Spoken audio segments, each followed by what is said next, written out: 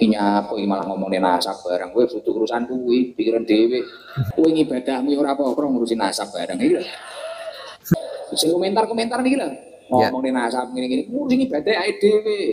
Inilah yang salah dipahami dan juga oleh Gus Ikdam dan para kiai lainnya. Jelas ini bukan mengurusi nasab orang. Ini mengurusi orang-orang yang membahas nasab ini itu sedang mengurusi orang yang dianggap sebagai cucu Nabi atau mengurusi orang yang mengaku-ngaku sebagai cucu Nabi tapi mereka perilakunya mencoreng nama baginda Nabi. Kenapa kami mengurusi mereka? Bahayanya adalah ketika mereka tidak diurus nasabnya, tidak diusut nasabnya, maka kata-kata mereka bahayanya adalah akan diikuti oleh umat. Diikuti oleh umat. Inilah bahayanya. Kalau misalkan Gus Ikdam ini mengatakan bahwa urus saja dirimu sendiri, jangan mengurusi nasab orang, urusi saja ibadahmu. Justru ini adalah bagian mengurusi nasab para habaib. Ketika mereka telah mencoreng nama baginda Nabi, justru ini adalah bagian dari ibadah itu sendiri. Dan ketika kita justru diam melihat sesuatu yang akan bisa menimbulkan kemungkaran dan kemungkaran itu akan berpotensi diikuti oleh banyak orang. Karena mereka dianggap sebagai dzurriyyah Nabi, cucu Nabi. Dan kita bisa punya peluang untuk mencegahnya. Tapi kita diam saja. Ini justru kita bisa terkena dosa yang sangat besar. Inilah sebenarnya pentingnya pembahasan nasab itu sendiri. Kenapa orang-orang itu kok membahas nasab? Seharusnya mereka itu seperti Gus Ikdam. Kenapa kok sampai ini dirame dibicarakan? Kenapa kok orang kok seperti kurang kerjaan mengurusi nasab orang lain, tidak melakukan ibadah saja? Karena ini menyangkut nama baginda Nabi. Sebagaimana kita tahu Habib Syekh dengan kata-katanya yang mungkin dengan sholawatnya yang lembut, aduhai, suaranya yang merdu itu mungkin orang akan terpesona. Tapi siapa tahu di balik sholawatnya yang lembut, yang aduhai itu disisipi kata-kata yang menyesatkan, kata-kata yang berbahaya, kata-kata yang bisa menimbulkan fitnah yang sangat besar. Seperti kata-kata Rizik Syihab adalah gurunya NU. Kita bisa membayangkan jikalau Rizik Syihab itu dipercaya sebagai gurunya NU, maka kata-katanya yang kemarin kepada Gus Dur kita bisa bayangkan, maka akan bisa disetujui oleh umat. Ketika dia memprovokasi, meremehkan ulama-ulama NU, akan bisa dianggap sebuah kebenaran.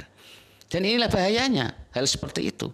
Seharusnya para kiai-kiai atau Gus Idam atau siapapun itu menanyakan kepada orang yang usil membahas nasab ini, yang mereka anggap usil bahas nasab orang. Seharusnya mereka bertanya, apa alasan Anda membahas nasab para habaib? Tanya dulu, jangan menuduh. Jangan menuduh langsung menjudge bahwa orang yang membahas nasab habaib ini dianggap mengurusi nasab orang seperti tidak ada faedahnya, anfaedah, seperti mubadir, seperti sia-sia, tidak mengurusi ibadahnya. Padahal, tapi ketika kalau Anda sudah tahu, sudah sadar semacam ini, itu bisa merusak akidah umat, bisa menyesatkan umat, bisa mengajak umat kepada mengikuti ajaran yang salah, ajaran yang tidak baik, dan Anda diam, maka kami akan menyalahkan Anda. Karena Anda sama aja diam terhadap kemungkaran. Padahal orang yang diam terhadap kemungkaran dan dia bisa, sebenarnya dia mampu untuk melakukan, untuk menghindari agar kemungkaran itu tidak terjadi. Dia mampu tapi dia tidak melakukan, orang tersebut akan terkena dosa yang sangat besar. Assalamualaikum warahmatullahi wabarakatuh. Bismillahirrahmanirrahim. Para pemirsa sebangsa dan setanah air dimanapun Anda berada yang berbahagia, terima kasih Anda semua masih bersama dengan saya Nurmas Nurhmat Asmawi di Nurmas Channel. Pada kesempatan yang berbahagia ini saya akan membahas tentang pernyataan dari Gus Ikdam. Ya, mungkin saja ini baru saja ini saya dapat dari sebuah channel yaitu Tantos, channel Tantos ya. Ya, di situ ada komentarnya Gus Idam yang menarik sekali untuk saya tanggapi, yaitu mengenai nasab habaib. Ketika waktu itu ketika Gus Idam ditanya oleh dalam kolom komentar di acara live-nya itu ada sebuah pertanyaan dan ditanya tentang masalah nasab habaib. Kemudian Gus Idam menjawabnya, itu tidak penting ya, itu tidak perlu ya. Ini menarik sekali, ingin ikut saya tanggapi. Baik, kita dengar saja dulu bagaimana komentarnya Gus Idam yang ada disampaikan di channel Tantos tersebut ya. Kita simak sebentar, nanti kita tanggapi. Aku pilih ngaji santai-santai gini. Aku nek bahas-bahas kon apa wi ngono-ngono iki aku. Nggak mau. Gus Idam nggak mau, teman-teman. Nggak mau membahas nasab ya. Emosi kayaknya Gus Idam. Nyapa malah ngomongin nasab barang gue sudah urusan kuwi pikiran dewe. Gus Idam nggak mau membahas, teman-teman. Kita disuruh memikirkannya sendiri. Kowe ngibadahmu ora apa-apa ngurusin nasab barang iki. Ibadah kalian ini belum seberapa kok sudah ngomongin nasab. Sampai emosi kayaknya Gus Idam. Ya. Oke. Tadi malam di rutinan malam Jumat ya di Sabilu Taubah, markas pusat ST Nyel di Blitar, Gus Idam ketika rutinan ini sempat membaca komentar di live-nya dan menemukan komentar tentang nasab ya. Komentar tentang nasab. Coba kita lihat dulu ya. Nyapa malah ngomongin nasab barang gue sudah urusan kuwi pikiran dewe. Kita suruh memikirkan sendiri, teman-teman ya. Kalian disuruh memikirkan sendiri. Itu bukan urusannya Gus Idam. Kowe ngibadahmu ora apa-apa ngurusin nasab barang iki. Ibadah kalian ini belum seberapa, belum baik kok sudah mengurusi masalah nasab. Sing komentar-komentar niki lho. Ngomongin nasab gini-gini, ngurusin ibadah ae dhewe. Ya. Agak masuk akal sih, ya. Nggak usah ngurusin nasab. Urusilah ibadah kita masing-masing. Wa ma khalaqul jinna wal insa illa liya'budun. Gusti Allah nyiptakne jin menungso, antum-antum kabeh iki lho. Antum. Ora nek tujuan liya kejebong ibadah. Ya, nggak ada tujuan lain kecuali untuk ibadah. Kowe geger itu nyapo. Wis, jangan emosi Gus, jangan emosi. Cuma geger masalah ngono kuwi. Ya intinya Gus Idam nggak mau kita ini terus-terusan geger, terus-terusan bermasalah dengan yang namanya nasab. Padahal ya memang di Indonesia ini sedang bermasalah tentunya dengan nasab ya.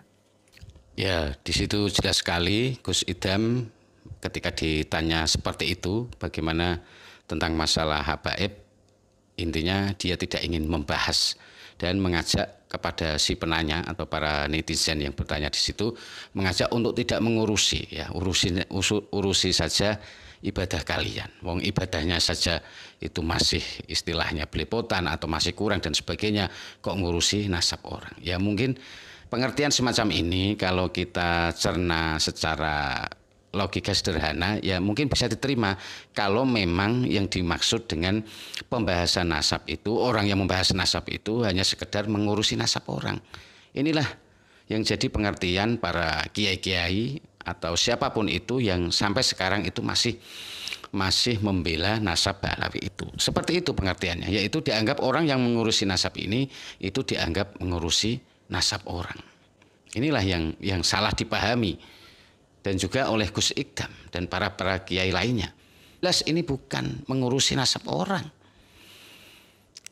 Ini mengurusi orang-orang yang membahas nasab ini itu sedang mengurusi orang yang dianggap sebagai cucu Nabi atau mengurusi orang yang mengaku-ngaku sebagai cucu Nabi tapi mereka perilakunya mencoreng nama baginda Nabi. Kenapa kami mengurusi mereka?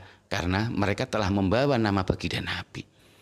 Mereka telah dianggap sebagai cucu Nabi, tapi perilaku mereka tidak mencerminkan ajaran baginda Nabi. Inilah yang perlu untuk kami semua mengurus tentang nasab orang-orang tersebut. Jadi jangan salah ditafsiri bahwa orang yang membahas nasab itu adalah sedang mengurusi nasab orang. Bukan. Kita ingin memurnikan nama baginda Nabi. Kita mengurusi nasab mereka karena mereka telah mencoreng nama baginda Nabi. Kenapa kami anggap mereka ini mencoreng? Dianggap mencoreng karena sebagaimana kita tahu bahwa perilaku mereka ya mungkin bisa kita lihat Yang sudah jelas-jelas sudah kita lihat adalah seperti perilakunya Bahar Smith, Rizik Syihab, yang mengajak selalu memprovokasi umat. Banyak di antara kata-kata dari mereka itu tidak mencerminkan dari apa yang dianjurkan oleh baginda Nabi, yang dianjurkan oleh Rasulullah. Mereka justru telah mencoreng ajaran-ajaran baginda Nabi, dan itu dari sisi masalah untuk Rizik Syihab, misalkan untuk berkoar-koar, mengajak provokasi, memprovokasi umat, ya, seperti kemarin mengajak orang itu untuk mengasah parang dan pedang dan sebagainya. Itu yang dari sisi situ. Ada sisi yang lain juga yang juga tidak kalah bahayanya, yaitu doktrin-doktrin sesat mereka, seperti mereka menceritakan tentang bagaimana cerita-cerita halu tentang kewalian-kewalian yang tidak masuk akal, yang sudah biasa kita dengar. Bagaimana ada tokoh-tokoh mereka yang misalkan melakukan Isra Mi'raj sampai 70 kali dan sebagainya. Ada hal-hal lain, doktrin-doktrin yang menyesatkan, dan itu bisa dipercaya umat, bisa dimakan umat mentah-mentah. Kalau mereka masih dianggap sebagai cucu Nabi, masih dianggap sebagai durian Nabi. Dan apa yang disampaikan, kata-kata yang disampaikan oleh Rizik Syihab, Bahar Smith, atau orang-orang yang selalu mengatakan kasar, atau kata-kata yang berseberangan atau tidak sesuai dengan ajaran Islam. Bahayanya adalah ketika mereka tidak diurus nasabnya, tidak diusut nasabnya, maka kata-kata mereka bahayanya adalah akan diikuti oleh umat. Diikuti oleh umat. Inilah bahayanya. Kalau misalkan Gus Ikdam ini mengatakan bahwa urusi saja dirimu sendiri, jangan mengurusi nasab orang, urusi saja ibadahmu. Justru ini adalah bagian mengurusi nasab para habaib. Ketika mereka telah mencoreng nama baginda Nabi, justru ini adalah bagian dari ibadah itu sendiri. Dan ketika kita justru diam melihat sesuatu yang akan bisa menimbulkan kemungkaran, dan kemungkaran itu akan berpotensi diikuti oleh banyak orang, karena mereka dianggap sebagai durian Nabi, cucu Nabi, dan kita bisa punya peluang untuk mencegahnya, tapi kita diam saja. Ini justru kita bisa terkena dosa yang sangat besar, karena kita mampu, bisa mengendalikan, bisa ikut mencerahkan umat, mengedukasi umat, memberitahu umat bahwa mereka ini bukan cucu Nabi. Mereka yang suka berkata-kata kasar, mereka yang suka membuat doktrin-doktrin yang menyesatkan ini memang diragukan nasabnya. Dan kita bisa melakukan itu. Ketika kita melakukan itu bisa mengurangi potensi umat akan mengikuti tindakan mereka, potensi umat akan ikut melakukan sesuatu yang salah. Kita bisa mengurangi seperti itu. Maka ini adalah bagian dari sebuah ibadah. Jadi kalau mengatakan kita hanya urusi saja ibadah, justru ini adalah bagian dari ibadah. Dan kalau kita sudah jelas-jelas paham, tahu, kalau kita bisa melakukan, bisa mencegah hal itu, kemungkaran, bisa mencegah kemungkaran diikuti oleh umat, kita bisa mencegahnya. Dan kita tidak melakukan tindakan apapun, justru kita telah melakukan perbuatan dosa. Inilah yang harus perlu dipahami. Ini yang mungkin tidak begitu dipahami oleh para kiai-kiai, ya, termasuk Gus Ikdam atau yang di channel tersebut itu yang berkomentar ini. Seperti dia ini ya seperti orang-orang yang lugu, yang masih lugu. Dari tanggapannya itu sudah bisa kita lihat seperti itu. Inilah sebenarnya pentingnya pembahasan nasab itu sendiri. Kenapa orang-orang itu kok membahas nasab? Seharusnya mereka itu seperti Gus Ikdam.